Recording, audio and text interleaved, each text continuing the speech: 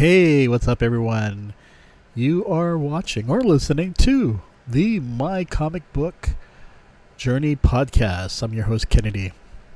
And in this episode, we are going to be talking about Team America from Marvel Comics. You know, there are comics that you just don't really expect being made.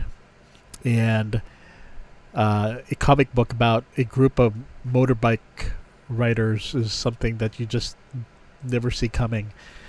But believe it or not, when I was younger, I used to love this series. I'm not a motorbike enthusiast, more like I don't know what to say. I always thought that this mysterious character in black kind of reminded me of Snake Eyes of G.I. Joe. I don't know. But anyway, this comic book was released back in June 1982 through Marvel Comics and was penciled by Mike Vosburg. The person who wrote the script for this was Jim Shooter. The inker was Vince Colletta. Letter Jim Novak and Joe Rosen. Colorist Christie, Scheele. And it was conceived by Ed Hannigan and Jim Shooter. So back in May 1992, a motocross group known as Team America would make their debut in Captain America issue 269.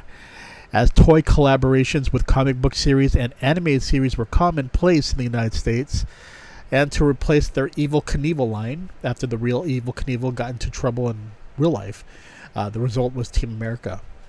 So how to incorporate Team America to the Marvel Universe?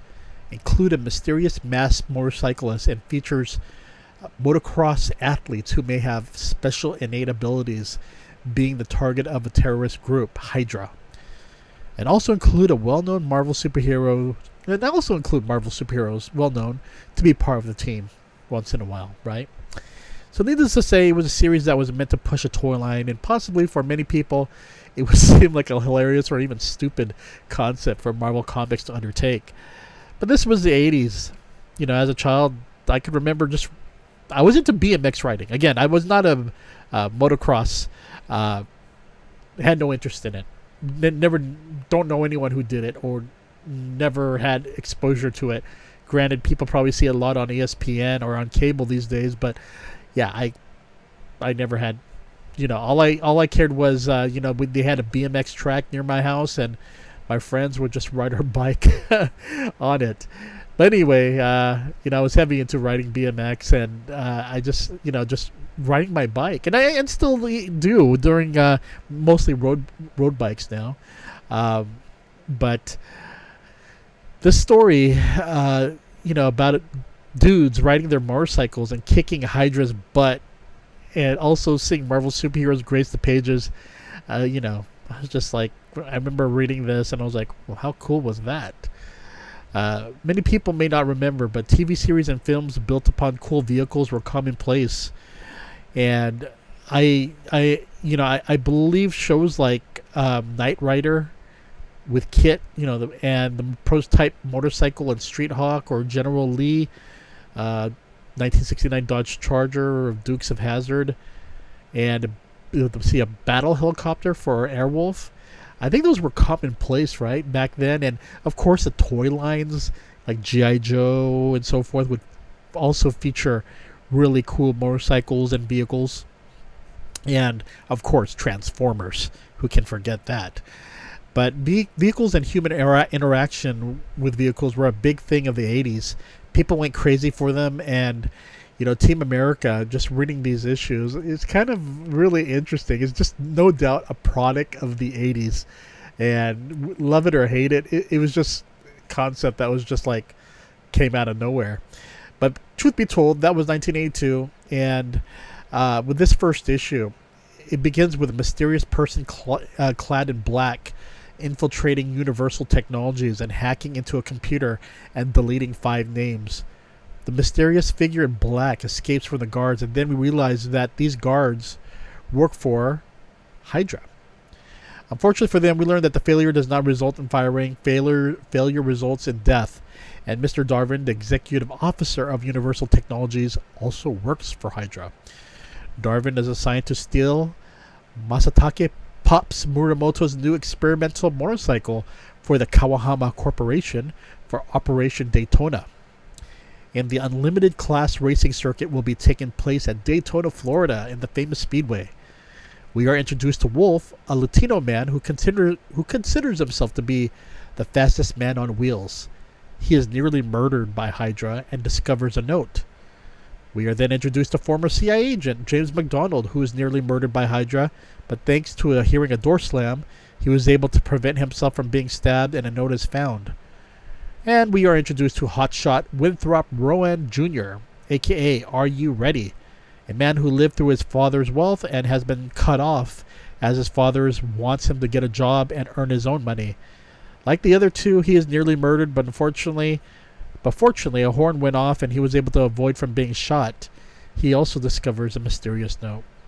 All three men read the mysterious note, which comes from the mysterious person in black, that tells them that they each share a common destiny and are linked, and each of the men feel they know each other somehow, but are not sure how. James McDonald suggests the three join forces, and while Are You Ready looks at it as a job in which he hopes he can make back money, Wolf is not sure he wants to be part of it. Eventually, the three men plan the race at Daytona, unaware that Hydra has their own plans for the event. You know, this is a series that I guess you could say I enjoyed. I can see myself being attracted to these crazy storylines. And as you know, because it had the bikes, and again, you know, as a kid, if I was a kid reading this and, you know, riding a bike, and well, you know, of course not many people ride bikes today, right? As back, you know, probably back then. Oh, I see kids riding bikes. It's just not commonplace. You know, I don't know. See people on scooters and skateboards. Times have changed, but you know, no, they did back then too, I assume. But I'm talking about more motorized stuff. But anyway, I think if anything,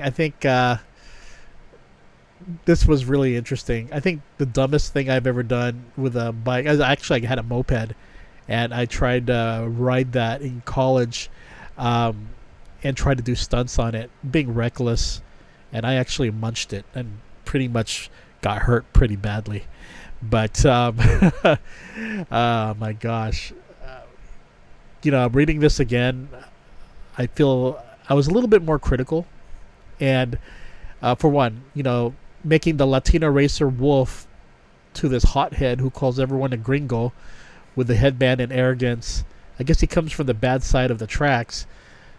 Obviously a stereotypical portrayal of Latinos from the 80s, as evidenced by TV series such as Pablo and Born in East LA, and anti-immigration policies of the early 80s, which inspired Richard Madden's, or Cheech, Born in East LA. But stereotypical portrayals of characters who were Latino and Asian was commonplace in comic books back then, and they really never got their full due. Sure, you got the Wolf, a Latino racer, but as an Asian person, we didn't have anything back then. Although we had Sunfire, who barely appeared on the X-Men, Japanese character. But anyway, I looked up to superheroes featured in comic books, and Team America, they seemed like normal guys, just people on their bikes taking on the evil Hydra.